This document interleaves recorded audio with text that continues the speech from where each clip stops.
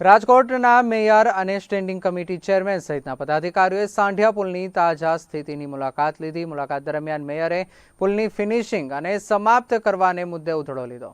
બ્રિજની તપાસ દરમિયાન કેટલીક ત્રુટીઓ સામે આવી છે. સત્તાવાળાઓએ જણાવ્યું કે ત્રુટીઓને યોગ્ય રીતે દૂર કર્યા પછી જ પુલને જાહેર જનતા માટે ખુલ્લો મૂકવામાં આવશે. સ્થાનિક કહેવત પ્રમાણે આંગળીઓના વેઢે ગણાય એટલા જ થોડા દિવસોમાં પુલ ખુલ્લો મુકાશે. અસુવિધા અને બેદરકારીને કારણે પુલની કોન્ટ્રાક્ટરને મેયરે કડક ઠપકો પણ આપ્યો છે.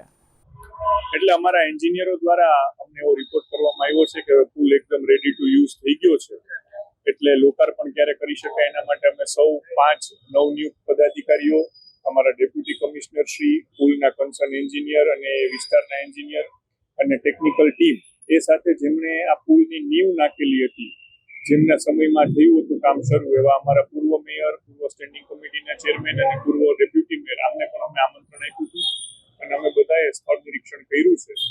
નાની મોટી ત્રુટીઓ સ્થળ ઉપર દેખાણી છે જે દૂર કરવી ખૂબ જરૂરી છે, એટલે તાત્કાલિક અસરથી દૂર કરવાની સૂચના આપી છે અને દૂર થઈ તાત્કાલિક આ પુલને ખુલ્લો મૂકવામાં અને લોકોના યુઝ માટે લોકાર્પણ કરવામાં આવશે. આપણે દેશી ભાષામાં કહીએ તો આંગળીના વેઢે ગણી શકાય એટલા દિવસોમાં આ ત્રુટી દૂર તુરંત જ મૂકી